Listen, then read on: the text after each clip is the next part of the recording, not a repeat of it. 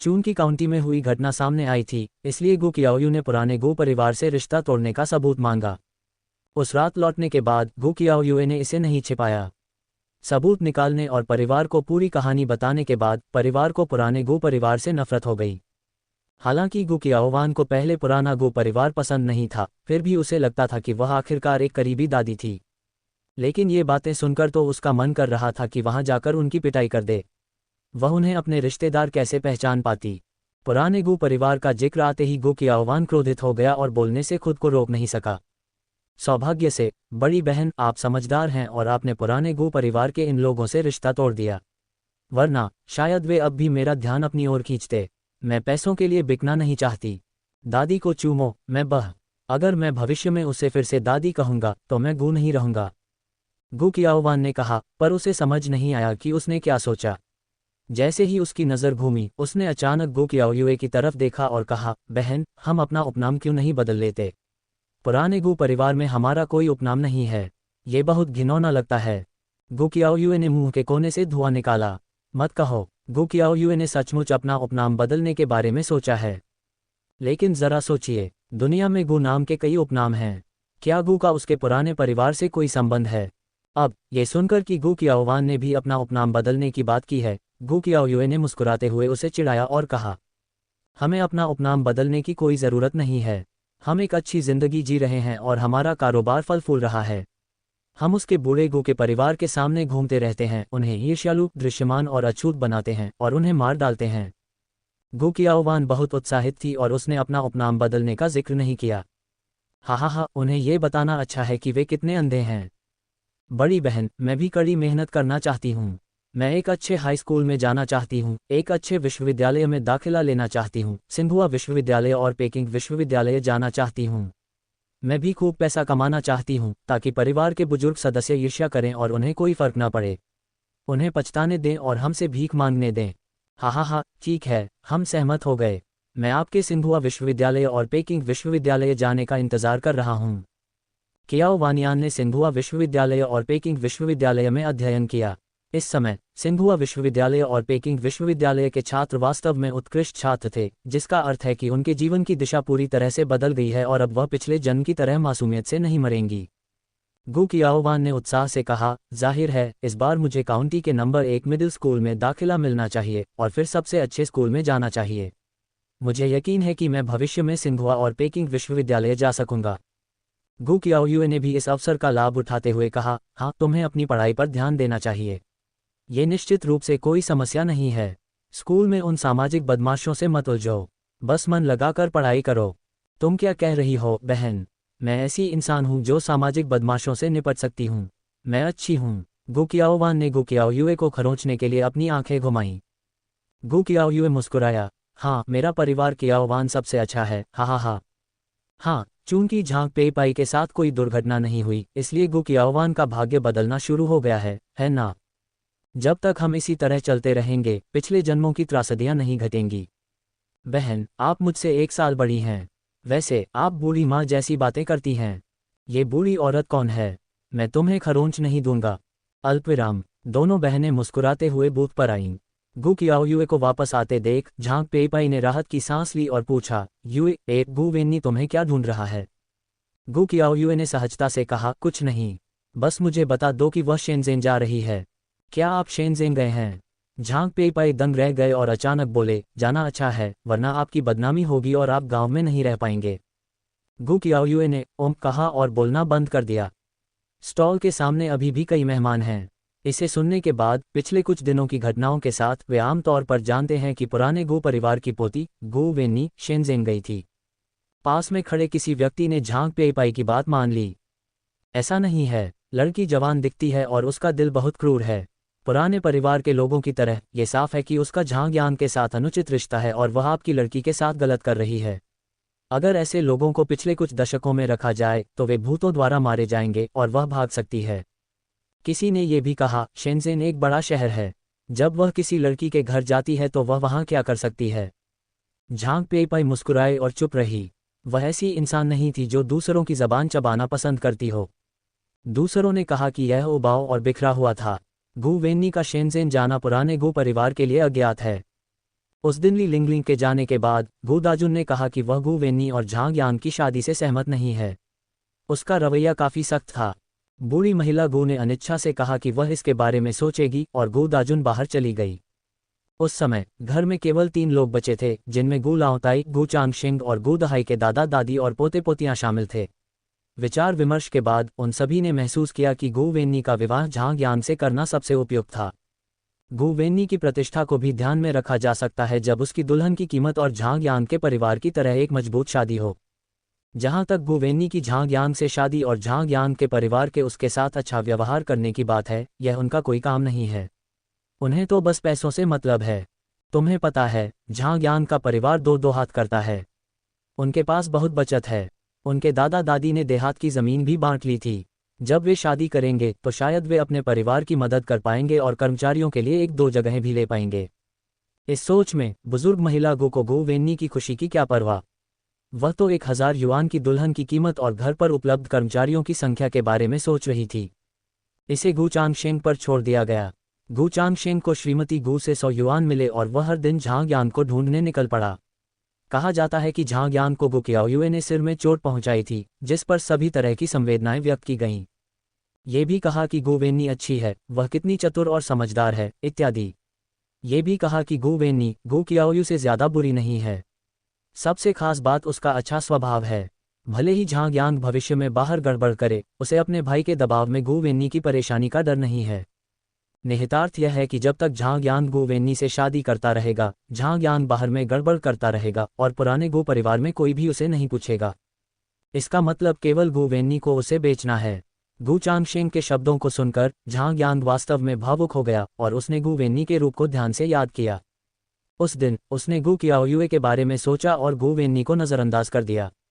लेकिन अब पीछे मुड़कर देखें तो गु वेन्नी गु कियाओयुए जितनी अच्छी तो नहीं थी, लेकिन फिर भी उसकी शैली अलग थी। सबसे महत्वपूर्ण बात यह है कि मुझे गु वेन्नी से शादी करने की कोई चिंता नहीं है, लेकिन उसे अब भी गु कियाओयुए की याद आती है। गु कियाओयुए का क्या? तुमने मुझे पहले जो बताया था वो गु कियाओयुए ही था। दरअसल यह नहीं कहा जा सकता कि वह इसके बारे में चिंतित था, लेकिन गु कियाओयु के हाथों उसे कई बार हार का सामना करना पड़ा था और 2 बार पीटा भी गया था। वह इस लहजे को बर्दाश्त नहीं कर सका। वह बस गु कियाओयु को बिस्तर में कड़ा सबक सिखाना चाहता था। झांग यान को देखते हुए गु चांगशेंग को पता नहीं था कि वह क्या सोच रहा था और जल्दी से कहा, झांग यान, मैं तुम्हें जानता हूं मिस गु कियाओयुए। क्या ये धीरे धीरे नहीं हो सकता? अब वह सचिव द्वारा संरक्षित है। सचिव का एक महान इतिहास है। हम उसके साथ काम नहीं कर सकते। लेकिन यह मुश्किल नहीं है। वह यहाँ का मूल निवासी नहीं है। वह हर समय की ज्ञान काउंटी में नहीं रह सकता। जैसे ही वह चला जाएगा, क्या तुम्हारा मौका नहीं आएगा? गु चांगशेंग ने अश्लील चेहरा बनाते हुए कहा और पलकें झपकाईं। गु चांगशेंग की बातें सुनकर झांग यान की आंखें चमक उठीं। हाँ, जब तक उपनामसी चला जाता है, देखो वह कितनी पागल है। वह मुझे पीटने, टोस्ट करने और मुझे सजा न देने की हिम्मत करती है। हम उस समय और भाइयों को बुलाएंगे। ठीक है, आप जो भी करें, गोल। गु कियाओयुए ने इस बार हमारे परिवार को बहुत बुरी तरह से चोट पहुंचाई है और हमारा परिवार उसे जाने नहीं देगा। उस समय बस उसे बता देना। मैं वादा करता हूं कि मैं कॉल पर रहूंगा और आपके लिए और लोगों को ढूंढूंगा। झांग यान ने अपने हाथों को अश्लील तरीके से रगड़ा। उसे ऐसा लग रहा था जैसे गु कियाओयुए उसके नीचे दया की भीख मांग रही हो और वह गुनगुना रहा था और उपहास कर रहा था। गु चांगशेंग को भी लगता है कि इस मामले में काफ़ी संभावनाएं हैं। गु कियाओयुए ने उन्हें रिश्तेदार नहीं माना और कई बार उन्हें अपमानित भी किया, लेकिन उन्हें असभ्य होने का दोष मत दीजिए। गु चांगशेंग ने झांग यान को मना लिया और अच्छे मूड में बूढ़ी गु के घर वापस गया। उसने बूढ़ी महिला गु को खबर सुनाई। दादी, ये हो गया। झांग यान विनी को ले जाने के लिए सहमत हो गया है। श्रीमती गु ने कई दिनों से अपने बुरे मूड को दूर किया। गु चांगशेंग के हाथ थपथपाए और बार बार कहा, जाओ अपने तीसरे चाचा को बुलाओ, उन्हें अपनी बहू से बात करने दो और विनी को झांग यान से शादी करने के लिए थोड़ी देर के लिए घर पर रहने दो। गु चांगशेंग ने भौहें चढ़ाईं और जल्दी से कहा, दादी, बेहतर होगा कि आप तीसरे चाचा को न बताएं। तीसरे चाचा और तीसरी चाची इस बात पर सहमत नहीं थे कि विनी झांग यान से शादी करेगी। अगर उन्हें पता होता तो वे कोई परेशानी नहीं खड़ी करते।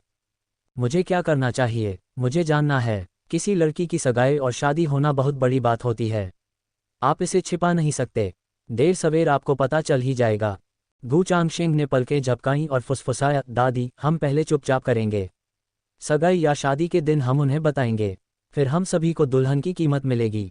हमें इसे भेजना होगा। मुझे लगता है कि हमारे तीसरे चाचा और चाची को सहमत होना होगा। श्रीमती गू ने सोचा, ताली बजाए और उत्साहित होकर बोली, हाँ हाँ, इस बार मैं आपकी बात सुनूंगी। चलो चुपचाप करते हैं। उन्होंने फिर पूछा, हाँ, क्या दुल्हन की कीमत पर सहमति हो गई है? गू चांगशेंग रहस्यमय ढंग से मुस्कुराया और अपनी उंगली आगे बढ़ा दी। 1000। श्रीमती गू थोड़ी निराश हैं। इन दिनों वह रोजाना पैसों के बारे में सोच रही हैं, 1000-2000 के बारे में सोच रही हैं। दरअसल उन्हें अब भी काम पूरा होने पर 2000 या उससे ज्यादा की उम्मीद है। गू चांगशेंग ने 5 और उंगलियां फैला दीं। बूढ़ी महिला गू ने गहरी भौहें चढ़ाईं। 500। गू चांगशेंग ने अपना सिर हिलाया, श्रीमती गू के सामने बैठे और कहा, दादी, यह 1000 नहीं, 15 है। 15? सचमुच? श्रीमती गू ने गू चांगशेंग को खुशी से देखा। और हाँ, मैंने झांग्यांग से कहा कि अगर मैं विनी की शादी के बाद 2000 सगाई के उपहार दे सकूं, तो मेरा पुराना परिवार इसे नज़रअंदाज कर देगा। झांग्यांग को लगा कि 2000 बहुत ज्यादा है। मुझे डर था कि उसकी माँ राजी नहीं होंगी। मैं 15 पर राजी नहीं हो सकता था। वास्तव में वह 2000 चाहता था और झांग्यांग ने 2000 देने का वादा किया था। झांग्यांग ने गू वेन्नी से शादी करने की सोची। पुराने गू परिवार की परवाह किए बिना वह खुद को बेचने के लिए तैयार हो गया। बूढ़ी महिला गू ने यह सुनकर बार बार सिर हिलाया। खैर, यह अच्छी बात है। इन 1500 युआन से परिवार के घर का नवीनीकरण हो सकता है और तुम्हारे पास अपनी शादी के लिए पैसे भी हो सकते हैं, यानी अफसोस, अगर विनी की शादी हो जाती है तो हम इसे नज़रअंदाज नहीं कर सकते। बूढ़ी महिला गू ने चिंतित होकर कुछ कहा, लेकिन उसकी आंखों में उत्साह बिल्कुल कम नहीं हुआ। गू चांगशेंग भी वैसा ही था। चिंतित चेहरे के साथ उसने श्रीमती गू का हाथ पकड़ा और समझाया, दादी, आप गलत समझ रही हैं। मैंने जो भी कहा, चाहे झांग्यांग बाहर मस्ती कर रहा हो, हम नहीं पूछते। हमें बाकी कामों का ध्यान रखना चाहिए। श्रीमती गू ने सावधानी से सिर हिलाया, यही तो मैंने कहा था। पुरुष धोखा नहीं देते। हम इसे संभाल नहीं सकते। हमें उन्हें ही इसे सुझाने देना होगा। दादा दादी और पोते पोतियों ने इस बात पर चर्चा की कि गू दाजुन और उनकी पत्नी को बताए बिना गू वेन्नी की शादी कैसे की जाए। गू वेन्नी को गू कियाओयुए ने पीटा। उसकी हिम्मत नहीं हुई रुकने की। स्टेशन तक उसे ली लिंगलिंग का पीछा करते हुए जाना पड़ा। ली लिंगलिंग ने गू वेन्नी का शर्मिंदा चेहरा देखा और चौंक गई। उसने जल्दी से उसे खींचकर पूछा, विनी, तुम्हें क्या हुआ है? मैं गू कियाओयुए को ढूंढने गया था। जब गू कियाओयुए का जिक्र हुआ तो गू वेन्नी अभी भी थोड़ी डरी हुई थी। उसने अपनी गर्दन पर चोट के निशान को छुआ और उसकी आंखों में नफरत की चमक उभर आई। क्या उसने तुम्हें मारा? तुम उसकी चचेरी बहन हो। वह तुम्हें कैसे मार सकती है? माँ, अब मैं उससे समझौता कर लूंगा। ली लिंगलिंग ने गू वेन्नी की गर्दन पर पड़े निशान को दर्द से देखा और उसे धीरे से छूने के लिए हाथ बढ़ाया, लेकिन वह गू वेन्नी को चोट पहुंचाने से डर रही थी। वह बस उसके लिए ये सब सहना चाहती थी। गू वेन्नी ने ली लिंगलिंग का हाथ छुड़ाया और धीरे से कहा, सब ठीक है, मुझे कोई चोट नहीं लगी है। इसके बारे में सोचने के बाद उसने कहा, जब मैं दूर रहूं तो गू कियाओयु के पास मत जाना। वह पागल है। जब मैं बाहर जाकर पैसा कमाऊंगा तो देर सवेर मैं उसके साथ समझौता कर लूंगा। गू कियाओयुए वाकई बहुत बुरी है। पता नहीं वो हमेशा ये क्यों सोचती है कि अगर बूढ़ा गू परिवार मुसीबत मोल लेने गू कियाओयुए के पास जाएगा तो वो पत्थर उठाकर अपने ही पैर पर मार लेगा। पुराना गू परिवार पूरी तरह से गू कियाओयुए के हाथों में ही है। हो सकता है कि पुराने गू परिवार की प्रतिष्ठा, जिसे गू कियाओयुए ने ही रचा था, बद से बदतर होती जा रही हो। यद्यपि ये अनुमान निराधार हैं, गू वेन्नी को लगता है कि ऐसा ही होना चाहिए। चिंता मत करो, माँ को उपाय पता है। अपनी बेटी को चोट पहुंचाना और उससे ये कहना कि वह परेशानी में न पड़े असंभव है। गू वेन्नी अब भी ली लिंगलिंग को जानती थी। उसका रूप देखकर उसे अंदाजा हो गया कि वह नहीं रुकेगी। उसकी आंखें चमक उठीं और उसने कहा, संक्षेप में, सावधान रहना। स्टेशन का प्रसारण प्रांतीय राजधानी तक जाता है। किंगयांग काउंटी में कोई रेलवे स्टेशन नहीं है। शेनज़ेन जाने के लिए आपको प्रांतीय राजधानी तक बस लेनी होगी और फिर ट्रेन लेनी होगी। गू वेन्नी इतनी बूढ़ी हो गई थी कि वह पहली बार कहीं दूर जा रही थी। ली लिंगलिंग निश्चिंत नहीं थी। वह उसे बताए बिना नहीं रह सकी और वह हार मानने को तैयार नहीं थी। ये देखकर कि ट्रेन चलने वाली थी, गू वेन्नी ने ली लिंगलिंग का हाथ तोड़ दिया और ट्रेन पर चढ़ गई। जब आप शेनज़ेन जाएंगे तो वहां भाई ली लिंगलिंग के संपर्क में आए दोस्त आपसे मिलने आएंगे। जब आप वहां पहुंचेंगे तो उसे कोई नहीं जानता होगा और न ही यह पता चलेगा कि उसके गृहनगर में क्या हुआ था। भविष्य में वह एक नया जीवन शुरू कर सकती है। कहा जाता है कि शेनज़ेन एक बड़ा शहर है, इसलिए यहाँ नए अवसर जरूर मिलेंगे। हालांकि इस घटना के कारण वह स्कूल जाना जारी नहीं रख सकती, लेकिन जब तक वह शेनज़ेन जाती है तब तक उसके पास अभी भी एक मौका है। हे भगवान, कोई मौका तो होगा ही। गु वेन्नी ने अपनी मुट्ठी भींच ली और मन ही मन प्रार्थना की, जब वह वापस आएगी तो आज का बदला गु कियाओयुए को 2 गुना कर दिया जाएगा। खिड़की से मैंने देखा कि ली लिंगलिंग बस के पीछे दौड़ रही है। ये सोचकर कि वह उसे भविष्य में लंबे समय तक फिर कभी नहीं देख पाएगी, गु वेन्नी की आंखों में थोड़ी गर्मी महसूस हुई। उसने चुपचाप अपना सिर नीचे कर लिया और ली लिंगलिंग से मिलने जाने की हिम्मत नहीं जुटा पाए। ली लिंगलिंग बहुत देर तक बस के पीछे दौड़ती रही। आखिरकार वह दौड़ नहीं सकी। वह जमीन पर बैठ गई और रोने लगी। वह हमेशा अपनी छवि पर बहुत ध्यान देती है, लेकिन अपनी बेटी की दुर्घटना के बाद से वह कई दिनों से रो रही है, परेशान कर रही है और एक कर्कश की तरह डांट रही है। अब तक उसके पास छवि की परवाह करने का कोई समय नहीं है। मुझे नहीं पता कि जब मेरी बेटी यहाँ से चली जाएगी तो मैं उसे कब देख पाऊंगा। शेनज़ेन इतना अजीब है कि मुझे नहीं पता कि मेरी बेटी वहाँ अच्छी तरह से रह पाएगी या नहीं। रोते हुए ली लिंगलिंग ने सोचा, क्या अपनी बेटी को इस तरह शेनज़ेन जाने देना गलत फैसला है? कहीं उसकी बेटी वहाँ ठीक से नहीं रहती, कहीं कुछ हो न जाए। हालांकि आप चाहे जो भी सोचें और पछताएं, कार शुरू हो गई है और गु वेन्नी शेनज़ेन की सड़क पर चल पड़ी है। रोने के बाद ली लिंगलिंग खड़ी हुई, अपने आंसू पोंछे और बाजार में चली गई जहां गु कियाओयुए ठंडी त्वचा बेचती थी। उसकी बेटी को मारो, यह ऐसे ही नहीं जा सकता। दुर्भाग्य से जब वह गई तो गु कियाओयुए और अन्य लोगों ने सारा सामान बेचकर स्टॉल बंद कर दिया था। उसने किसी को नहीं देखा। दोबारा पूछने पर किसी ने पहचान लिया कि वो एक बुजुर्ग पारिवारिक व्यक्ति है। ये कोई व्यंग्य नहीं है, आप उसे कहाँ बताएंगे? ली लिंगलिंग को फिर से घर जाना पड़ा। गु कियाओयुए और बाकी लोग नए किराए के स्टोर में सफाई करने गए। वे कई दिनों से सफाई कर रहे थे। आज सफाई लगभग पूरी हो जाएगी।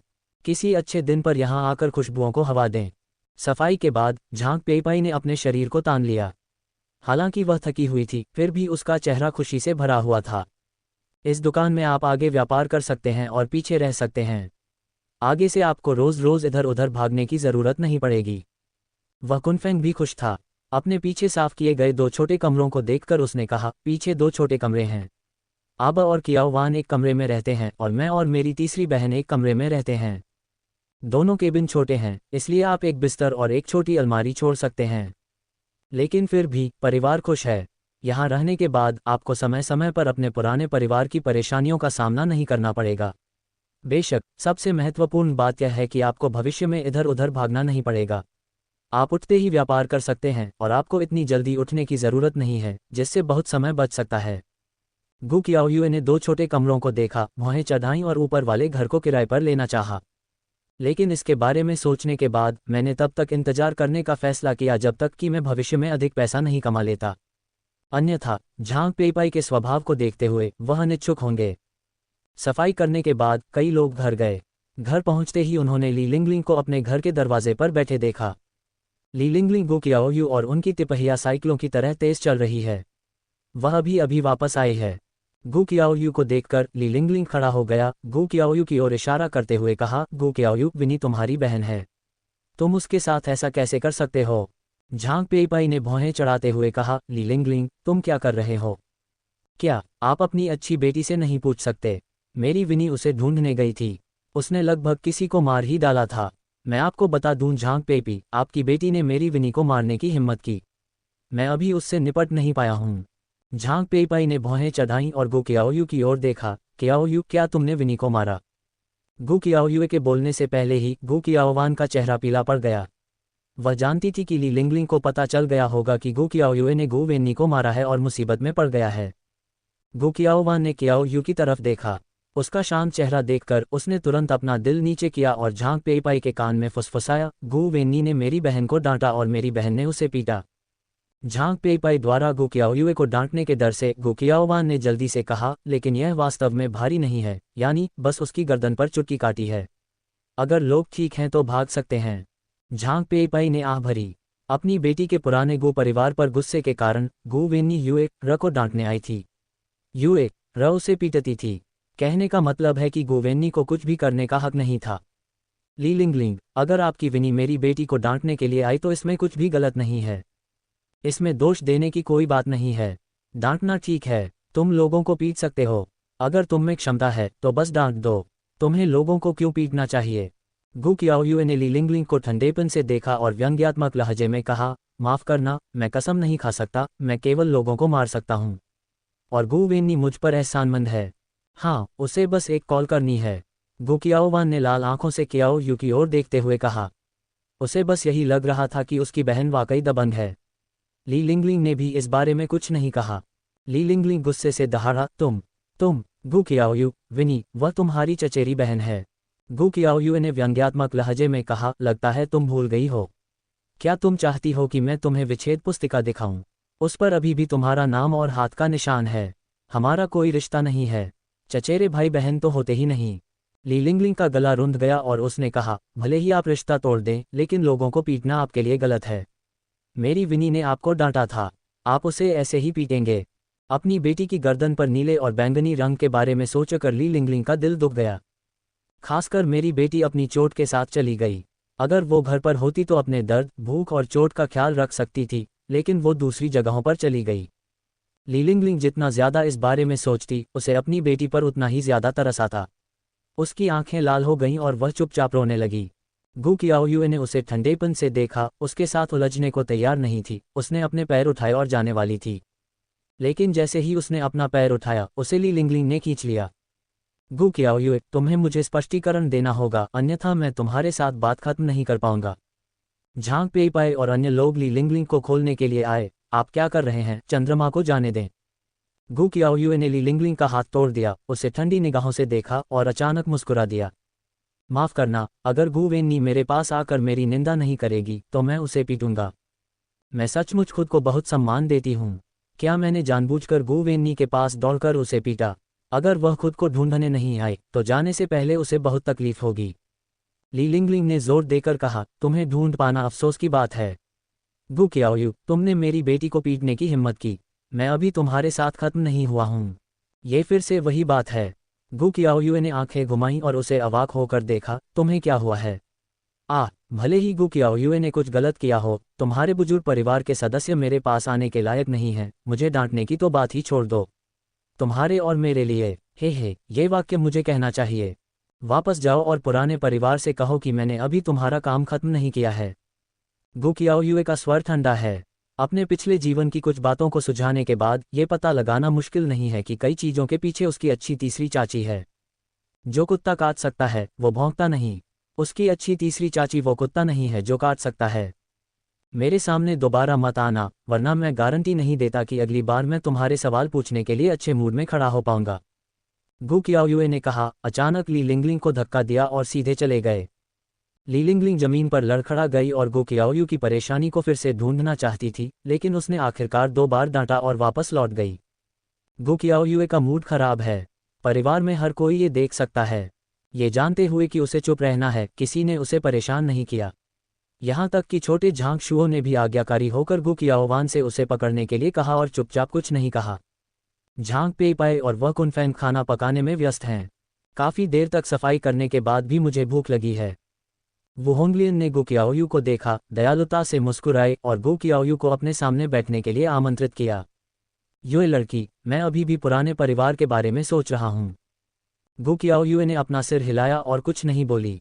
मैं नहीं जानता कि क्यों कई चीजें जो मैं अपने पिछले जन्म में भूल गया था, पुनर्जन्म के बाद जब मैं पुनः अपने पुराने पारिवारिक देखभाल करने वाले लोगों का सामना करता हूं तो वे स्पष्ट रूप से उभर आती हैं। ली लिंगलिंग, जिसे वह अपने पिछले जीवन में अच्छा समझती थी, सबसे दुष्ट व्यक्ति है। उसने झांग यांग से शादी की और उसे वधू मूल्य नहीं मिला। अब मुझे डर है कि उस पर पुराने परिवार का कब्जा हो गया होगा। नफरत से भरी, वह हमेशा यही सोचती रही कि अपनी मौत तक झांग यांग के साथ रहना उसका अपना फैसला था। झांग यांग का पीछा ही उसे हताश कर रहा था। भले ही वह झांगजिया में अलोकप्रिय थी, लेकिन उसे हमेशा ऐसा लगता था कि उसने ही इसके लिए कहा था। लोग स्वयं को खोज लेते हैं, है न? लेकिन अब जब मैं इसके बारे में सोचता हूँ तो पाता हूँ कि कई चीज़ें दूसरों द्वारा व्यवस्थित की जाती हैं और उसे चरणबद्ध तरीके से आगे बढ़ने दिया जाता है। उदाहरण के लिए, झांग यांग के साथ बैठक, जैसे कि शादी के बाद दुर्भाग्य। उदाहरण के लिए, गु वेन्नी ने उनकी शादी पर जोरदार हमला किया। घृणा से उसे तब तक पता नहीं चला जब तक कि उसे गु वेन्नी और झांग यांग ने नीचे नहीं धकेल दिया। लेकिन अब मैं आना चाहता हूँ। गु वेन्नी इस जीवन में शेनज़ेन चली गई, जबकि पिछले जीवन में गु वेन्नी शादी के बाद ही गई थी। पीछे मुड़कर देखें तो गु वेन्नी और झांग यांग एक ही वर्ष या एक ही समय में शेनज़ेन गए थे। अपने पिछले जन्म में वह इतनी मूर्ख थी कि उसे कभी पता नहीं चला। और ली लिंगलिंग, झांग पेईपाई को मरने के लिए मजबूर करने में उसकी हिस्सेदारी है, झांग यांग से शादी करने में उसकी हिस्सेदारी है, और यहाँ तक कि उसकी खुद की मौत में भी उसकी हिस्सेदारी हो सकती है। ध्यान से सोचने पर गो कियाओयुए को केवल यही महसूस हुआ कि वह अपने पिछले जीवन में मूर्ख थी। तुम्हारी बच्ची, इतना मत सोचो। दादी जानती हैं कि तुम एक अच्छी बच्ची हो और बिना वजह लोगों को नहीं मारोगी। वो होंगलियन ने गो कियाओयुए के हाथ के पीछे थपथपाया और आह भरी। लेकिन युए लड़की, गो दायोंग आखिरकार तुम्हारे पिता हैं। तुम अभी भी उनका ख्याल रखती हो। इससे पहले कि वो होंगलियन ने अपनी बात पूरी की, अचानक गो कियाओयु ने उसे बीच में रोक दिया। दादी, मैं पुराने गो परिवार का जिक्र नहीं करना चाहता। गो दायोंग, मैं उसे पहचान नहीं पाऊंगा। बस बात यह है कि बूढ़ा गो परिवार उसकी तलाश नहीं करता, वरना वह कभी नहीं रुकेगी। जहां तक गो दायोंग की बात है, वह उसे कभी पहचान नहीं पाएगी। हाय, वो होंगलियन ने गहरी सांस ली। गो कियाओयुए के नफरत भरे चेहरे को देखते हुए उसने अपना सिर हिलाया और बेबसी से कहा, ठीक है युवा लड़की, बस खुश रहो। दादी, आपका यहाँ आना अच्छा है। गो कियाओयु ने अचानक वो होंगलियन को गले लगा लिया, अपना सिर अपने दिल में गहराई से दबा लिया और मन ही मन कहा, दादी, मुझे इतना प्यार करने और हर समय मेरा इतना समर्थन करने के लिए धन्यवाद। वो होंगलियान के दयालु चेहरे ने गो कियाओयु के कंधे पर थपथपाया। अरे बच्चे, अफसोस तुम 17 साल के हो गए हो। तुम बच्चों जैसे कैसे हो सकते हो? जल्दी उठो, दादी की बूढ़ी हड्डी तुम्हें इस तरह थामे नहीं रख सकती। मैं चाहे कितनी भी बड़ी हो जाऊं, मैं यहाँ एक बच्चा ही हूँ। गो कियाओयुए खड़ी हुई और वो होंगलियन के चेहरे पर गहरी झुर्रियों को देखा। उसने मन ही मन कसम खाई कि वह अच्छा पैसा कमाएगी, दादी दादा माँ और उन सभी लोगों को जो खुद के लिए अच्छे हैं, एक अच्छी जिंदगी जीने देगी। नन्हा झांगशुओ गो कियाओवान के साथ खेल रहा है। इसी दौरान वह देखता है कि गो कियाओयुए वो होंगलियन को पकड़े हुए है और उसे पकड़ने के लिए शोर मचाने के लिए आगे आ रही है। दादी, मैं पकड़ना चाहता हूँ, मैं पकड़ना चाहता हूँ। दादी पकड़ती हैं, बहन मुझे नहीं पकड़ती। गो कियाओयुए मुस्कुराए और जियाओ झांगशुओ को उठाने के लिए नीचे झुकी। उसने अपना हाथ बढ़ाकर उसकी नाक के सिरे पर क्लिक किया, उसके चेहरे पर झांसा देते हुए कहा, तुम तो लगभग सुअर बन रहे हो। दादी तुम्हें कैसे पकड़ सकती हैं? बेहतर होगा कि उनकी बहन तुम्हें पकड़ ले।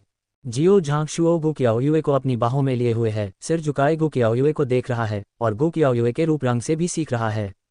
वह आगे बढ़कर गो कियाओयुए की नाक की ओर इशारा करता है। मेरी बहन थोड़ी मोटी सुअर है, मुझे गले लगने में शर्म आती है, जबकि मैं इतनी बड़ी हो गई हूँ। जियो झांगशुओ की सुंदर उपस्थिति ने वो होंगलियन और गो कियाओवान को हंसाया। गो कियाओयुए ने छोटे झांगशुओ को घूरते हुए कहा, तुम किसे छोटा मोटा सुअर कहते हो? नन्हा झांगशुओ डर नहीं रहा था। उसने कहा, बहन, छोटे मोटे सुअर, चलो इसे पकड़ लेते हैं, जब यह इतना बड़ा हो गया है। इसे सिर्फ बच्चे ही पकड़ना चाहते हैं। गो कियाओयुए ने जियाओ झांगशुओ के मनमोहक रूप को देखा। उसके दिल की नकारात्मक भावनाएं गायब हो गईं और उसे चिढ़ाने लगीं। बात यह भी है कि इन 2 दिनों में उसे अपने पुराने परिवार की लोकप्रियता का ज्यादा ख्याल आ रहा है। उसका पिछला जीवन बीत चुका है। ईश्वर चाहता है कि वो एक नया जीवन जिए, लेकिन वो ये सब गड़बड़ियां नहीं चाहती। अच्छा, बस करो, हाथ धो और खाओ। जब झांग पेईपाई और हे कुनफेंग ने रात का खाना पकाया और उनका स्वागत किया, तो घर में सद्भाव का माहौल था। गो कियाओयुए ने जियाओ झांगशुओ को हाथ धोना सिखाने के लिए गोद में उठा लिया। जियाओ झांगशुओ एक अच्छा बच्चा है। हमें जल्दी हाथ धोना और अपना काम खुद करना सीख लेना चाहिए। बाद में अकेले खाना खाने के बारे में क्या ख्याल है? लेकिन मैं ऐसा नहीं करूंगा, छोटे झांगशुओ ने गंभीरता से कहा। गो कियाओयुए ने अपनी छोटी सी नाक हिलाए और मुस्कुराते हुए कहा, मैं नहीं सीख सकता। मेरी बहन तुम्हें बाद में सिखाएगी। खैर, मैं एक अच्छा बच्चा हूँ। मैं अकेले खाना चाहता हूँ। जियाओ झांगशुओ ने अनुमान लगाया और अपने हाथ धोए। वह कुनफेंग हाथ पोंछने आया। उसने कहा, माँ, मैं एक अच्छा बच्चा हूँ। मैं अपने हाथ खुद पोंछना चाहता हूँ। इससे लोग खुशी से हंसने लगे। खाना खाते समय छोटा झांगशुओ अक्सर उसे खाना खिलाने के लिए कहता था। आज उसे अकेले ही खाना पड़ा और वह मुंह में नहीं खा पा रहा था। उसने खूब मजाक किया। उसने गर्मागर्म खाना खाया। रात के खाने के बाद गो कियाओयु ने छोटे झांगशुओ को कमरे में पढ़ना सिखाया। दादी वो होंगलियन ने मुस्कुराते हुए कहा, युए, तुम्हारा भाई अभी छोटा है। मैं उसे नहीं पहचानती। मैं उसे 2 या 3 साल में सिखा दूंगी। वो होंगलियन का मानना है कि बच्चों का स्वयं व्यायाम करना, हाथ धोना और जल्दी खाना खाना ठीक है, लेकिन वे शब्दों को जल्दी पहचान लेते हैं और उन्हें याद नहीं रख पाते। गो कियाओयुए ने मुस्कुराते हुए कहा, दादी, अभी जल्दी नहीं है। वैज्ञानिक शोध के अनुसार 2 या 3 साल के बच्चों की याददाश्त सबसे अच्छी होती है। ये ज्ञानोदय का सबसे अच्छा समय है। हमें उन्हें और भी चीज़ें सिखानी चाहिए, जैसे बच्चों के गीत, कुछ तांग और सांग कविताएं और संख्याएं। क्या ऐसी कोई कहावत है? हे कुनफेंग और झांग पेईपाई आश्चर्यचकित थे। वू होंगलियन ने यह भी पूछा, ये लड़की ने इसके बारे में कहाँ सुना? गु कियाओयू ने कहा, मैंने किताब में जो पढ़ा है वह सही होना चाहिए। बच्चों को अपनी चीजें जल्दी करनी चाहिए, पहले से चित्र बनाना और पढ़ना सीखना चाहिए, और अपनी आत्म देखभाल क्षमता और रंग की संज्ञानात्मक क्षमता का अभ्यास करना चाहिए। इस समय लोगों का जीवन धीरे धीरे सुधरने लगा। हर परिवार के लिए पर्याप्त भोजन उपलब्ध होना अच्छा होगा। बड़े लोग रोजाना व्यस्त रहते हैं, बच्चे रोजाना गंदे नहीं होते। नन्हे झांकशुओं को वो होंगलियन खास तौर पर रोजाना ले जाते हैं। वे शहर के बच्चों की तरह सफाई करते हैं। छोटे शुओ, मेरी बहन तुमसे पूछती है, क्या तुम एक आदमी हो? प्यारे छोटे झांकशुओं को देखते हुए गु कियाओयू ने मुस्कुराते हुए पूछा। जियो झांकशुओं ने भी गंभीरता से उत्तर दिया। दादी ने कहा था कि मैं बच्चा हूँ, जब मैं बड़ा हो जाऊंगा तो एक आदमी बनूंगा। जियो झांकशुओं के गंभीर उत्तर को देखकर गु कियाओयू हंस पड़ा। एक आदमी को छोटी उम्र से ही आदमी होना चाहिए। जियो झांकशुओ बड़ा होने पर बड़ा आदमी होता है और बच्चा होने पर छोटा आदमी होता है। क्या मैं सचमुच छोटा आदमी हूँ? छोटे झांकशुओं ने अपना सिर झुकाकर कियाओयू को देखा। वह हैरान सा लग रहा था, मानो सोच रहा हो कि क्या वह एक आदमी है। गु कियाओयू मुस्कुराया और बोला, बेशक, हमारा छोटा झांकशुओ एक छोटा आदमी है। छोटे आदमियों को अपने हाथ धोने, खाने और कपड़े पहनने होते हैं। अगर छोटा झांकशुओ हर सुबह दादी को कपड़े पहनने नहीं देता तो वह एक छोटा आदमी है। ठीक है, मैं कल खुद कपड़े पहनूंगा। मैं एक छोटा आदमी बनना चाहता हूँ। जब मैं बड़ा हो जाऊंगा तो मैं अपनी माँ, बहन और दादी की रक्षा करने के लिए एक बड़ा आदमी बनना चाहता हूँ।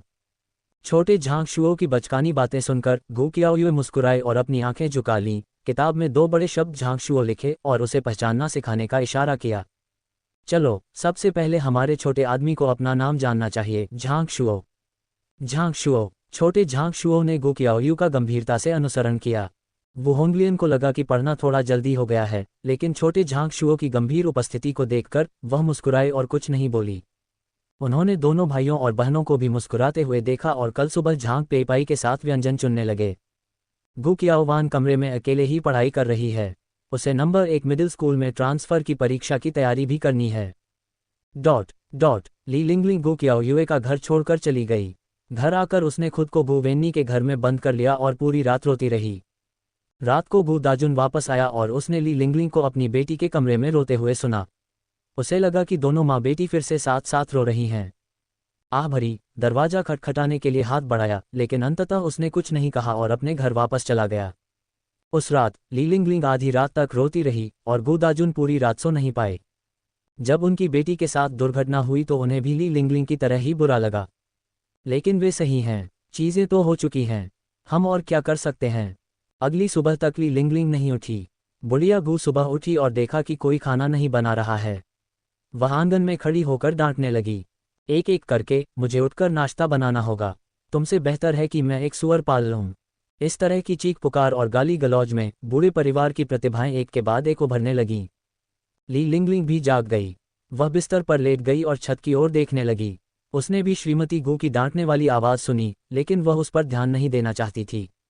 उनकी बेटी को शेनज़ेन जाने के लिए मजबूर किया गया। अब उसे कुछ नहीं चाहिए, बस अपनी बेटी चाहिए। यहाँ तक कि सबसे छोटे बेटे गु पेंगफेई को भी इसकी परवाह नहीं थी। श्रीमती गु कुछ देर तक डांटती रहीं। जब उन्होंने ली लिंगलिंग को खाना बनाते नहीं देखा तो उन्होंने गु पेंगफेई को आवाज़ दी, पेंगफेई, जाकर देखो कि तुम्हारी बहन और तुम्हारी माँ अभी तक क्यों नहीं उठी। फ़ोन करो और खाना बनाओ। गु पेंगफेई गु वेन्नी के कमरे को खोलने के लिए गया और उसने देखा कि ली लिंगलिंग उठकर बाहर आ गई। माँ, दादी ने आपको खाना बनाने के लिए कहा था। ली लिंगलिंग ने गु पेंगफेई को देखा और अचानक महसूस किया कि उसके बेटे ने श्रीमती गु से उसे ले जाने के लिए कहा है। उसने केवल श्रीमती गु की बातें सुनी, लेकिन खुद को चूमा नहीं। उसे अपनी बेटी की परवाह नहीं थी। ली लिंगलिंग ने कुछ नहीं कहा। उसने पानी लेने और अपना चेहरा धोने का ध्यान रखा। बाहर आते ही उसने श्रीमती गु को नमस्ते नहीं कहा।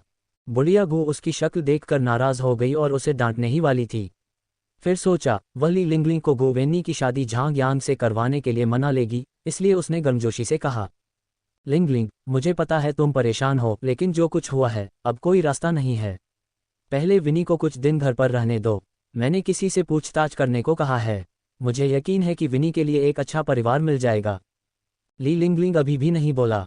श्रीमती गु ने थोड़ी देर दिलासा दिया और हमेशा की तरह आदेश दिया, जरा रुको और नाश्ता बनाओ। मुझे मक्के का पेस्ट खाना है। जब मैं बूढ़ी हो जाऊंगी तो आराम से मक्के का पेस्ट खाकर अपना पेट भर सकूंगी। ली लिंगलिंग ने फिर भी उसकी बात अनसुनी कर दी। तैयार होकर नाश्ता बनाने चली गई, लेकिन मकई का पेस्ट नहीं बनाया था, इसलिए उसने कुछ उबले हुए बंस खिसका दिए, एक खीरा मिलाया और एक अंडा फेंटा। श्रीमती गू ने देखा कि मक्के का पेस्ट नहीं था और अंडों की एक बड़ी प्लेट बर्बाद हो गई। और भी खास बात यह कि ली लिंगलिंग ने किसी को नहीं बुलाया। उसने पहले रसोई में ही सब कुछ खा लिया और उसका चेहरा तुरंत उतर गया। वह वहां गया, अपना काम संभाला और हॉल में चला गया। चलते चलते उसने जोर से कहा, पेंगफेई, जाओ और अपने पापा से उनके साथ खाना खाने के लिए कहो। जो लोग जीना नहीं जानते उनके लिए अंडे इतने बेकार कैसे हो सकते हैं? जब उन्हें इस तरह तला जाता है तो वे कितना खा सकते हैं? गु पेंगफेई दौड़कर गु दाहाई और गु चांगशेंग को बुलाने गया, फिर गु दाजुन को भी बुलाया। जब वह गु वेन्नी को बुलाने गया तो उसने पाया कि कमरे में कोई नहीं था और जाने से पहले उसने पूछा, माँ, बहन, खाने का समय हो गया है, मुझे कोई नहीं मिल रहा। ली लिंगलिंग ने सहजता से कहा, आपकी बहन कल शेनज़ेंग गई थी, उसे अब ट्रेन में होना चाहिए।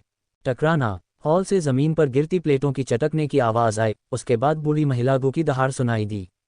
तुमने क्या कहा? तुमने कहा कि विनी शेनज़ेंग गई थी। उसे शेनज़ेंग किसने जाने दिया? गु चांगशेंग, जो अभी अभी घर से बाहर आया था, चिल्लाया, गु वेन्नी शेनज़ेंग चला गया है। झांग यांग से कौन शादी करेगा? सब कुछ तय हो गया है और केवल उपहार के पैसे बचे हैं। ली लिंगलिंग, जो रात का खाना खा रही थी, अचानक अपने हाथ कड़े कर खड़ी हो गई। क्या तुमने नहीं कहा था कि तुम झांग यांग से शादी नहीं करोगी? तुमने मुझसे चुंबन के बारे में झूठ बोला था।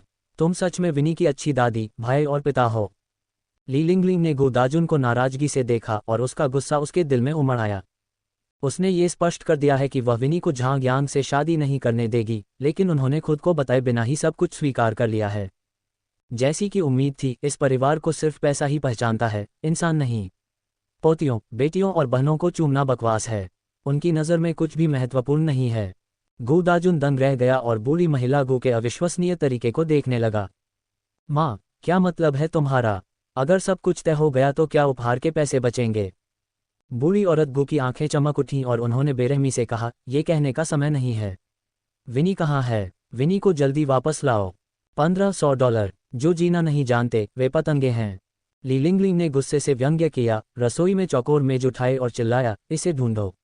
यह असंभव है। विनी शेनज़ेंग गई है, तुम इसे ढूंढ सकते हो। ली लिंगलिंग ने कुछ भी नहीं खाया। घर वापस आकर उसने अपना सामान पैक किया और अपनी माँ के घर वापस जाने की योजना बनाई। इस बार बूढ़े गु परिवार ने उसे सचमुच ठंडा कर दिया। शुक्र है कि उन्होंने विनी को रातों रात घर से निकाल दिया, वरना वे विनी को सचमुच पैसे बदलने के लिए मजबूर कर देते। बूढ़ी महिला गु उसकी आंखों के सामने काली हो गई और जैसे ही वह आए, उसने ली लिंगलिंग के बाल पकड़ लिए। तुम कुतिया, अगर तुम मेरे लिए विनी को वापस नहीं लाए तो मैं आज तुम्हें मार डालूंगा। ली लिंगलिंग इन दिनों पहले से ही गुस्से में थी। ये सुनकर कि वे सचमुच झांग यांग और गु वेन्नी की शादी की तैयारी कर रहे हैं, वह और भी ज्यादा गुस्से में आ गई। इस समय ये देखकर कि बूढ़ी महिला गु ने परोपकार और पुत्रवत भक्ति और अपनी अच्छी बहू और पत्नी की छवि की परवाह किए बिना खुद को पीटने की हिम्मत की, उसने बूढ़ी महिला गु के बाल पकड़ लिए और उसे नोच डाला। तुम बूढ़े हो और अमर हो। तुम मुझसे किसी को मांगने को तैयार हो। विनी, वो तुम्हारी अपनी पोती है। तुम उसे पैसों के लिए बेचना भी चाहते हो। तुम रोज लोगों को डांटते हो। इसकी सजा मिलेगी, उसकी सजा मिलेगी। मुझे लगता है तुम्हें सबसे ज्यादा सजा मिलनी चाहिए। जाने दो। ली लिंगलिंग ने घृणा से भरी हुई बूढ़ी महिला गु के बाल पकड़ लिए ताकि वह किसी और चीज की परवाह न कर सके। बुढ़िया गु बूढ़ी थी। ली लिंगलिंग उसके चांदी और काले बालों को हाथ से खींच रहा था। उसे बस यही लग रहा था कि उसका सिर नोच लिया जाएगा। अच्छा, तुम कुतिया, तुमने मुझे मारने की हिम्मत की। आहा, तुमने बूढ़ी औरत को मार डाला। तुम्हारी बहू ने बूढ़ी औरत को मार डाला। तुम बेऔलाद हो। तुमने किसी को मार डाला। बुजुर्ग महिला गु ने ली लिंगलिंग के बाल खींचे और हार नहीं मानी। उसने एक हाथ से ली लिंगलिंग का चेहरा पकड़ लिया। उसके काले और सख्त नाखूनों ने ली लिंगलिंग के चेहरे पर खून के निशान बना दिए। श्रीमती गु की आवाज़ बहुत तेज है और उनकी आवाज़ दूर तक सुनाई देती है। सुबह खाने के लिए उठने का समय हो गया है। आवाज़ सुनने वालों ने अपने कटोरे नीचे रख दिए और इकट्ठा हो गए। ये देखकर वे चौंक गए। वे झगड़ा करने के लिए ऊपर जाने वाले थे, लेकिन ध्यान से सुनने के बाद उन्होंने ऐसा नहीं सोचा। श्रीमती गु इसी लायक थीं। पिछली बार उन्होंने गु कियाओयुए की प्रतिष्ठा धूमिल की थी और गु कियाओयुए को बेचना चाहती थीं। उन्होंने अपनी उपलब्धियां गु वेन्नी को नहीं बेचीं। वह ली लिंगलिंग, जो एक ज्ञानी और समझदार इंसान है, को गुस्सा करने और लोगों को पीटने के लिए दोषी नहीं ठहरा सकती। ली लिंगलिंग दादी गू की उग्रता के सामने कमजोरी दिखाने को तैयार नहीं थी और उसने अपने हाथ से दादी गू का चेहरा भी पकड़ लिया। गू दाहाई और गू दाजुन पूरी तरह से स्तब्ध थे। जहां तक गू चांगशेंग की बात है, गू वेन्नी की उसे छोड़ने की इन दिनों की कोशिशें बेकार थीं और वह झांग यान को समझा नहीं पा रही थी। किनारे पर खड़ी होकर उसने ठंडी निगाहों से देखा और उम्मीद की कि बूढ़ी महिला गू ली लिंगलिंग को सबक सिखाएगी। गू दाजुन ने सबसे तेज प्रतिक्रिया की और जल्दी से ली लिंगलिंग को खींचने के लिए आगे आया। एक मेरी माँ है और दूसरी मेरी पत्नी। इस लड़ाई पर लोगों को हंसी नहीं आती, लेकिन दोनों ही नाराज हैं। उन्हें अलग करना इतना आसान नहीं है। दूसरे भाई, जल्दी से आकर मदद मत करो। गू दाजुन अकेले उसे खोल नहीं पाया। बगल में खड़े अविचल लोगों को देखकर वह चिल्लाया। गू दहाई और गू शेंगली भी मदद के लिए आए। जब इसे आखिरकार खोला गया तो ली लिंगलिंग का पूरा चेहरा खून के निशानों से ढका हुआ था और बूढ़ी औरत गू के बाल भी बिखरे हुए थे। पूरा व्यक्ति पागल जैसा था। ली लिंगलिंग जमीन पर बैठकर रोने लगी। रोने के बाद उसने गू दाजुन को पकड़ लिया और डांटने लगी। गू दाजुन, विनी आपकी बेटी है। आप उसके साथ ऐसा व्यवहार कैसे बर्दाश्त कर सकते हैं? बेचारी विनी, तुम ऐसे परिवार में क्यों रहती हो? ये सब मेरी माँ की गलती है। अगर माँ ने बूढ़े गू के परिवार में शादी न की होती तो तुम्हें ये तकलीफें न झेलनी पड़ती। गू दाजुन ने अपना मुंह खोला और कहा, मुझे इसके बारे में नहीं पता। उसे सच में कुछ नहीं पता। वो इन दिनों बाहर काम कर रहा है क्योंकि वो बूढ़े गू के परिवार के बारे में बातें कर रहा है और उसे लोगों से बात करने की हिम्मत नहीं होती। काम से घर आकर वो सो जाता है। तुम्हें बूढ़े गू और गू चांगशेंग के बारे में कहाँ पता है? ली लिंगलिंग बूढ़ी महिला गू को हराने के लिए फिर से उठी। तुम बूढ़ी हो और अमर हो। तुम अब भी दादी जैसी ही हो। अगर तुम बेशर्म होना चाहती हो तो तुम्हें गोली मार देनी चाहिए। गू दाजुन ने जल्दी से ली लिंगलिंग को पकड़ लिया और उदास होकर बूढ़ी महिला गू को देखा। माँ, क्या आपने सचमुच झांग यान को अकेले में विनी के बारे में बताया था? इस बार उसका दिल भी टूट गया था। वह हमेशा सोचता था कि बूढ़ी औरत गू अपनी विनी के साथ अच्छी रहती थी। हालांकि वह लड़कियों से ज्यादा लड़कों को महत्व देती थी, लेकिन उसे नहीं लगता था कि वह पैसों और लोगों के प्रति इतनी लापरवाह थी। ये तो पहले से ही ऐसा ही है। अगर श्रीमती गू इसे स्वीकार नहीं करेंगी तो वे कुछ नहीं कर पाएंगी। उसने अपना सिर घुमाया और बेरहमी से बोली, मैं इस परिवार के लिए नहीं हूँ। लोग मुझे 15 सगाई के तोहफे देते हैं। उस समय विनी शादी करके लोकप्रिय और चर्चित नहीं रहेगी और हम उसके साथ अच्छा जीवन जी सकेंगे। ये कहते हुए श्रीमती गू फिर से गुस्से में आ गईं। उन्होंने ली लिंगलिंग को गुस्से से देखा और दांत पीसते हुए कहा, ये तू ही है कुतिया जिसने विनी को भगा दिया। मैं दूसरों को क्या समझाऊं? समृद्धि ने इन दिनों लगभग अपना पैर तोड़ दिया है। इस मामले को सुलझाना और झांग यान को मुंह की खानी देना आसान नहीं है। 15,000 आह, ये समृद्धि और जीत इतनी है कि अपनी बहू के पास जा सकती है। ये सब तेरी ही परेशानी है कुतिया। तू परिवार को परेशान करती है और परिवार को बेचैन करती है। श्रीमती गू ने यह भी बताया कि ली लिंगलिंग बहुत गुस्से में थी। जब गू दाजुन ने ध्यान नहीं दिया तो उसने जमीन पर पड़ी एक ईंट उठाकर श्रीमती गू पर दे मारी। अरे बूढ़े, मैं चाहता हूं कि तुम मेरी बेटी को बेच दो। मुझे आज ही तुम्हें मारना है। यह ईंट संयोगवश श्रीमती गू के माथे पर लगी। एक पल में बूढ़ी महिला गू के सिर से खून निकल आया। सब चौंक गए। अचानक खून बहने से गू दाजुन का गुस्सा गायब हो गया। आखिरकार वो उसकी माँ ही थी। वह जल्दी से गया और श्रीमती गू को पकड़ लिया। माँ, आपको क्या हुआ? आप ठीक तो हैं? गू दाहाई भी जल्दी से वहां पहुंचे और देखने वाले दंग रह गए।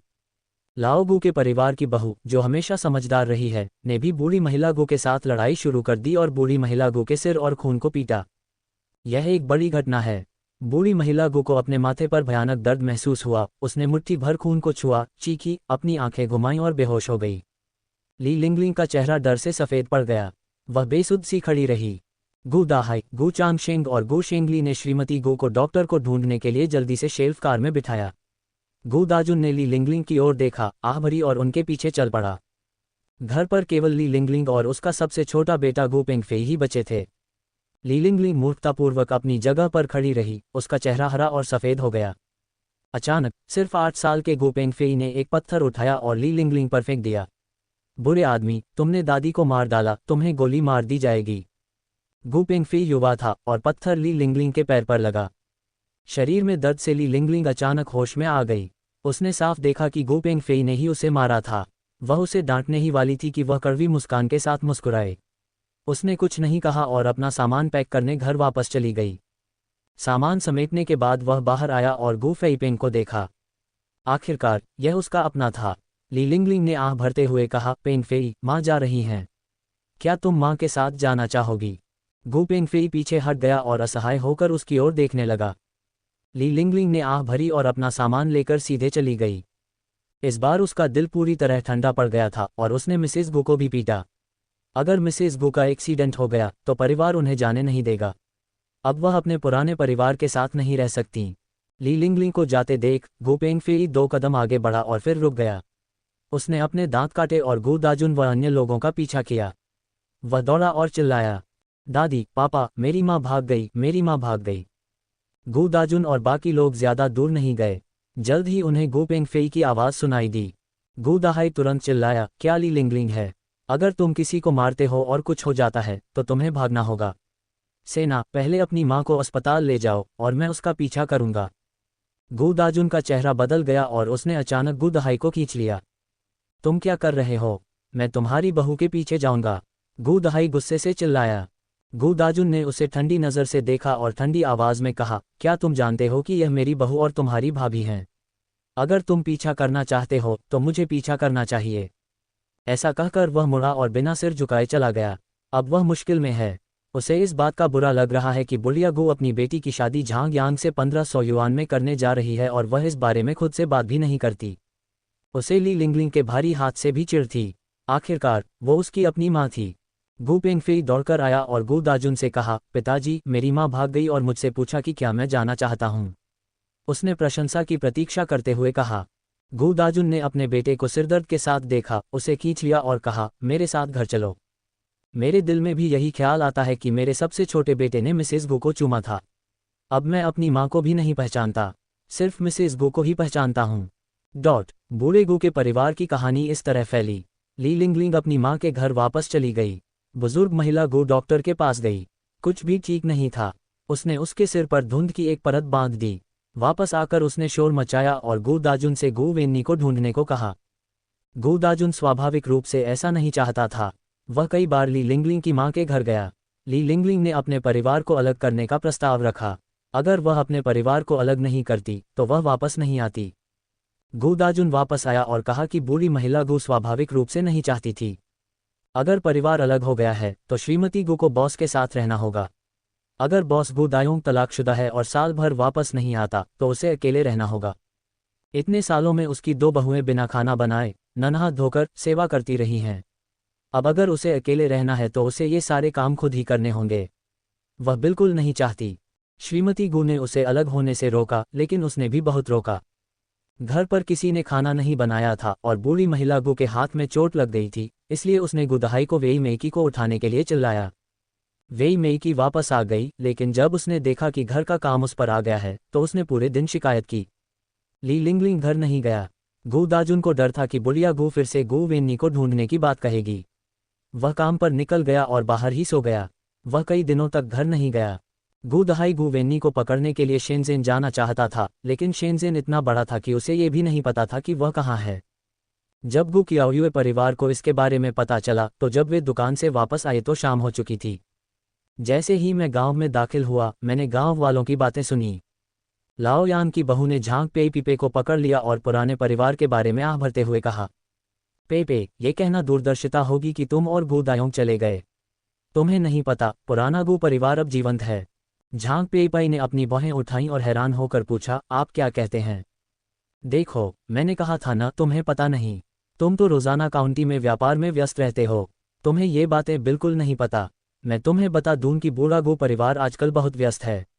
श्रीमती गु और उनका पोता गु वेन्नी को बेचना चाहते हैं। गु वेन्नी भागने को तैयार नहीं है। ली लिंगलिंग और श्रीमती गु में झगड़ा हुआ और वे लगभग श्रीमती गु को मार ही डालने वाले थे। उस तरफ खून बह रहा है। पास ही खड़े एक आदमी ने झांग पेईपाई को देखा तो उसे दिलचस्पी हुई। उसने भी एक अच्छा प्रस्ताव दिया और कहा, मैंने सुना है कि इसकी 15 प्रतियां बिकेंगी। आप शायद उस दूसरे व्यक्ति को जानते होंगे, वह झांग यांग है। बूढ़े गु के लोग तुम्हारे परिवार को बेच देते हैं। क्याओ यू गु के तीसरे परिवार की वेन्नी को नहीं खरीद सकती। ली लिंगलिंग अब श्रीमती गु को मारने के लिए बेताब है। अगर आप कहना चाहते हैं कि बुढ़िया गु इसी लायक है, वह सिर्फ पैसे को पहचानती है, लोगों को नहीं। वह बदले की कार्रवाई से नहीं डरती, भले ही वह अपनी पोती को बेच दे। नहीं, मैं अपने परिवार पर ध्यान नहीं देता, लेकिन ये कहना अजीब है। क्या गु वेन्नी पहले झांग यांग के साथ नहीं सोई थी? वह झांग यांग से शादी क्यों नहीं करेगी? अल्पविराम। गांव के लोगों ने गु कियाओयू और उसके परिवार को रोक दिया। झांग पेइपाई हैरान था। अप्रत्याशित रूप से ये सिर्फ एक दिन की बात थी। बूढ़े गु परिवार के साथ ये सब हुआ। घर वापस आकर झांग पेइपाई ने चेहरे पर आह भरते हुए कहा, तुम्हारी दादी ने गु वेन्नी से झांग यांग से शादी करने के लिए कहा था। क्या बात है? गु कियाओयू के होंठ मुड़ गए और वह इस बारे में बिल्कुल भी आश्चर्यचकित नहीं थी। उस दिन गु वेन्नी और झांग यांग ने कुछ ऐसा ही सुना था। गांव वालों ने कहा कि गु वेन्नी और झांग यांग सो गए थे। श्रीमती गु और बाकी लोग खुद को नहीं पकड़ पाए। वे गु वेन्नी को हरगिज नहीं जाने देंगे। गांव वालों ने कुछ भी गलत नहीं कहा। वे पैसे पहचानते थे लेकिन लोगों को नहीं। पोती खरीदने की बात तो दूर, गु कियाओयू को लगा कि अगर पैसे दिए गए तो गु चांगशिंग और श्रीमती गु शायद उसे मारकर शव को दफना भी सकेंगे। हालांकि गु कियाओयू और अन्य लोग बूढ़े गु के परिवार की बातें ऐसे सुनते हैं जैसे वे चुटकुले सुन रहे हों और ज्यादा परवाह नहीं करते। वे अब अन्य कामों में व्यस्त हैं। दुकान की मरम्मत और सफाई हो चुकी है। इन दिनों काफ़ी सारी रजाइयाँ और रोज़मर्रा की ज़रूरत की चीज़ें इधर उधर रखी गई हैं। इन 2 दिनों में इसे खोला जा सकता है। झांग होशेंग रात के खाने के लिए गु कियाओयू के घर पर रुके और कहा, ये दुकान खुलने के लिए तैयार है। मुझे इसका नाम रखना है। हाँ हाँ, तुम्हारे दादाजी भी यही सोच रहे हैं। दुकान खोलना स्टॉल लगाने से बेहतर नहीं है। कोई ब्रांड तो होना ही चाहिए। वो होंगलियान ने जियाओ झांग शुओ को पकड़ते हुए कहा। अन्य लोग भी अच्छे नाम के बारे में सोच रहे हैं। गु कियाओवान ने अपना मुंह खोला और कहा, यह बहुत आसान है। मुझे लगता है कि वे दुकानें सीधे अपने उपनाम का इस्तेमाल करती हैं। हमारी दुकान का नाम गुजी स्नैक शॉप है। गु कियाओयू ने भौहें चढ़ाईं और कहा, इसे गुजी नहीं कहा जाता। यह अनुमान लगाया जा सकता है कि इसे सुनना कितना कठिन है। पुराने गु परिवार के साथ उपनाम रखना अशुभ है। झांग पेइपाई, झांग होशिंग और अन्य लोग भी खुद को अनुपयुक्त मानते हैं। भले ही वे अपना उपनाम एक ब्रांड के रूप में अपनाएं, वे गु शब्द नहीं अपना सकते। झांग पेइपाई और गु दायोंग ने तलाक ले लिया और गु शब्द अपना लिया। लोगों को लगा कि उनके पास कोई विचार है। गु कियाओवान ने नज़र घुमाई और कहा, तो झांग जी स्नैक शॉप। गु कियाओयू ने अपना सिर हिलाया, नहीं, ये सुनना अच्छा नहीं है। चलो एक अच्छी और सार्थक बातचीत करते हैं। शाखा खोलने के बाद चिल्लाना भी आकर्षक होता है। झांग पेइपाई ने गु कियाओयू को गुस्से से देखा और मुस्कुराते हुए कहा, तुम बच्चे, तुमने अभी तक अपना पहला स्टोर नहीं चलाया है। तुम एक शाखा खोलना चाहते हो। तुम वास्तव में इसके बारे में सोचने की हिम्मत करते हो? वो होंगलियन ने मुस्कुराते हुए कहा, सोचने की हिम्मत करना अच्छी बात है। आप अच्छा प्रबंधन कर सकते हैं। हो सकता है कि आप कुछ वर्षों के बाद सचमुच एक शाखा खोल सकें। गु कियाओयू ने बड़ी महत्वाकांक्षा के साथ कहा, शाखा खोलना क्या होता है? अगर हम ऐसा करना चाहते हैं तो हम इसे अच्छी तरह से करेंगे। उस समय हमारी स्नैक शॉप पूरे देश में खुलेगी। हाँ हाँ हाँ, महत्वाकांक्षा रखो। गु कियाओयू ने झांग होशिंग को खूब हंसाया, लेकिन उन सभी को लगा कि गु कियाओयू बकवास कर रहा है। फिलहाल उनमें से कोई भी यह नहीं सोच सकता कि निकट भविष्य में उनके स्टोर सचमुच पूरे देश में खुलेंगे। परिवार ने सोचा कि गु कियाओयू बातें कर रही थी और खेल रही थी, और केवल गु कियाओयू ही जानती थी कि उसके मन में वास्तव में ऐसा विचार था। इस जीवन में उसका लक्ष्य बहुत सारा पैसा कमाना और अपने प्यारे परिवार को एक अच्छा जीवन जीने देना है। हंसने के बाद झांग होशिंग ने कहा, चलो इसे निर्माण कहते हैं। एक स्नैक शॉप बनाएं और अपना खुद का सुंदर घर बनाएं। झांग पेइपाई ने भी कहा, यदि आप व्यवसाय नहीं बनाते हैं तो ये ठीक है। गु कियाओयू ने अपने मुंह के कोने से एक कश लिया। ये वाकई जमाने के अंदाज से मेल खाता है। या तो यह निर्माण है या सेना का निर्माण। हे कुनफांग, वू होंगलियन और अन्य लोगों को भी अच्छा लगा। यहाँ तक कि गु कियाओवान ने भी सिर हिलाया। हाँ, निर्माण अच्छा है। मुझे लगता है कि कई छोटी दुकानों को इसी नाम से पुकारा जाता है। केवल गु कियाओयू ने भौहें चढ़ाईं और कुछ नहीं बोला। निर्माण, ये नाम अभी तो अच्छा लगता है, लेकिन कुछ वर्षों में यह जमीन पर नहीं रहेगा। इसे निर्माण नहीं कहा जाता। गु कियाओयू ने गंभीरता से कहा। क्यों? पूरा परिवार गु कियाओयू की ओर देखने लगा। वैसे भी वे फ़ोन नहीं करते और निर्माण कार्य वाले भी फ़ोन नहीं करते। ओह, फिर से सोचो, झांग होशिंग ने कहा और सोचना जारी रखा। वो होंगलियन ने भी गंभीरता से सोचा और कहा, मैंने भी एक के बारे में सोचा था। जियांग यू शब्द कैसा रहेगा? शुभ जियांग सौभाग्य का प्रतिनिधित्व करता है, यू खुशी का प्रतिनिधित्व करता है, और यह हमारी युए लड़की का नाम भी है। जियांग यू का अर्थ हमारे स्नैक बार में मिलना भी है। गु कियाओयू दंग रह गई। अप्रत्याशित रूप से उसकी दादी इतनी प्रतिभाशाली थीं और उनके इतने नाम थे जो उसकी सोच से कहीं बेहतर था। गु कियाओवान ने भी ताली बजाई और कहा, ठीक है, यह अच्छा है। इसे वान्यू क्यों न कहें? मैं और मेरी बहन दोनों इसमें हैं। झांग होशिंग ने कहा, वान्युए का उच्चारण जियांग्युए जैसा नहीं है। वान्युए और वान्युए का उच्चारण घुमावदार चंद्रमा जैसा है। चंद्रमा का न होना अशुभ है। यह जियांग्युए है। झांग पेइपाई और वह कुनफेंग भी सोचते हैं कि जियांग्यू अच्छा लगता है। केवल गु कियाओवान खुश नहीं थी। जियांगवान के बारे में क्या? पूफ, हा। गु कियाओवान की बात सुनकर पूरा परिवार खुश हो गया, ये जानते हुए कि लड़की भी चाहती है कि उसका नाम साइन बोर्ड पर छपे। होशेंग हंसा और उसका मजाक उड़ाया। अरे लड़की, हम इसे गो कियाओयू और गो कियाओवान की दुकान क्यों नहीं कहते? कितना अच्छा है, हा। झांग होशिंग ने पहले खुद पर हंसते हुए कहा। गु कियाओवान भी थोड़ा शर्मिंदा था। गु कियाओयू मुस्कुराया और बोला, अगर आप भविष्य में कियाओवान के लिए कोई दुकान नहीं खोलते हैं तो आप इसे कियाओ बिग बाउल स्नैक शॉप या कियाओ बिग बाउल नूडल रेस्टोरेंट कहेंगे। कियाओवान का वान मत बनो, सिर्फ बिग बाउल बनो। हा। परिवार हंस पड़ा। गु कियाओवान ने गु कियाओयुए को खरोंचा, शर्माते हुए कहा, बहन तुम मेरा मजाक उड़ाती हो और मुझे तुम्हें खरोंचते हुए देखती हो। हा, जो का कटोरा अच्छा लग रहा है। क्यों ना हम एक और नूडल की दुकान खोलें और यही नाम इस्तेमाल करें। हा, खुजलाओ मत, बहुत खुजली हो रही है। मेरा चेहरा खुजला रहा है। झांग होशिंग और अन्य लोग जियांग्युए स्नैक नाम लेने पर सहमत हुए। जब झांग होशिंग चले गए तो उन्होंने कहा, आपको पट्टिका के बारे में चिंता करने की जरूरत नहीं है। मैं इसे करने के लिए किसी को ढूंढूंगा और भेज दूंगा। अगले कुछ दिनों में जब गु कियाओयू ने एक स्टॉल स्थापित किया तो उसने इसे फिर से प्रचारित करने का अवसर लिया। चाची, हम कुछ दिनों में यहाँ कोई दुकान नहीं लगाएंगे। हमने एक दुकान किराए पर ली है। ये यूफांग स्ट्रीट पर है। ये कुछ ही कदम की दूरी पर है। हाँ, जियांग्यू स्नैक साइन अभी तक नहीं लगाया गया है। इसे 1 या 2 दिन में लगाया जाएगा।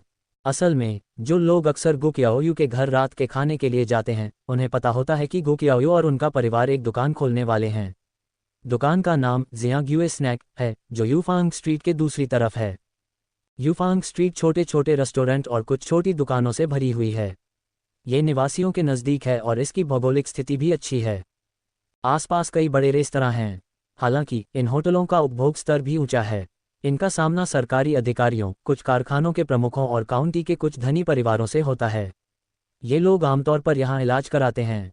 18 अगस्त को स्कूल शुरू होने से 12 दिन पहले दादाजी झांग जिंकी ने विशेष रूप से कैलेंडर पलटा। यह एक शुभ दिन था। यह बाजार खोलने, जमीन शुरू करने, प्रवास करने, गठबंधन पर हस्ताक्षर करने, पट्टिका लगाने और खनन स्वीकार करने के लिए उपयुक्त था। एक रात पहले गु कियाओयुए का परिवार वापस नहीं गया और दुकान में ही सो गया।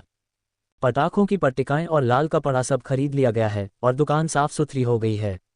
ठंडे स्किन पैनकेक और तरह तरह के मैरिनेट किए हुए मांस के व्यंजन पहले से तैयार कर लिए गए हैं।